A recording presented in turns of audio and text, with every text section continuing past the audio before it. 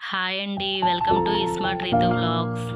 ఈరోజు నేను శనగల ప్రసాదం రెసిపీ చూపించబోతున్నానండి. ఇది చాలా ఈజీ రెసిపీ. ముందుగా శనగల్ని ఓవర్ నైట్ నానబెట్టి ఉంచుకోవాలి. శనగలు నానిన తర్వాత నీట్గా క్లీన్ చేసి పెట్టుకోండి. తర్వాత ఒక ప్యాన్ పెట్టుకొని శనగలు వేసి ఉడికించుకోవాలండి. దానికి తగినంత వాటర్ అయితే యాడ్ చేసుకోండి. ఇది ప్రసాదంగానే కాదండి, మనకి హెల్దీ స్నాక్స్ కూడా. వాటర్ యాడ్ చేసి మెత్తగా అయితే ఉడికించుకోండి శనగల్ని. మీరు ఓవర్ నైట్ నానబెట్టేసుకుంటే చాలా త్వరగా ఉడికిపోతాయండి. తరువాత ప్యాన్ పెట్టి 1 టేబుల్ స్పూన్ ఆయిల్ యాడ్ చేసుకోండి. ఆయిల్ వేడైన తర్వాత ఎండుమిర్చి వేయాలి.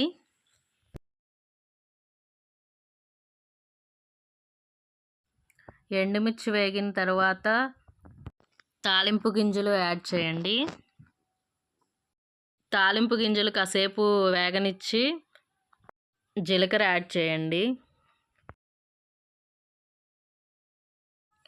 అన్నీ కాసేపు వేగిన తర్వాత, ఇది ప్రసాదానికి కాబట్టి ఆనియన్స్, వెల్లుల్లి యాడ్ చేయట్లేదండి. మీరు స్నాక్స్ కోసం అయితే అవి కూడా యాడ్ చేసుకోండి, టేస్ట్ ఇంకా బాగుంటుంది. ప్రసాదం కాబట్టి మేము యాడ్ చేయలేదు. అవన్నీ వేగిన తర్వాత కరివేపాకు వేసి కాసేపు వేగనివ్వండి. తాలింపు వేగిన తర్వాత శనగలు అయితే అందులో యాడ్ చేసుకోండి. శనగలు వేసి అన్నీ కలిపి తగినంత ఉప్పు, కారం యాడ్ చేసి అన్నీ కలుపుకోండి.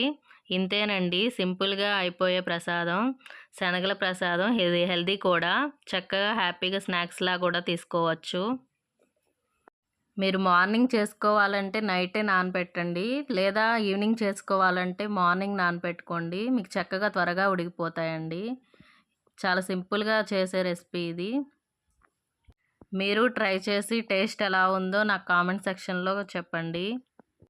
ఈ రెసిపీ ఎలా ఉందో కామెంట్ చేయండి. మీకు ఈ వీడియో నచ్చుంటే please like, share and subscribe. Thank you.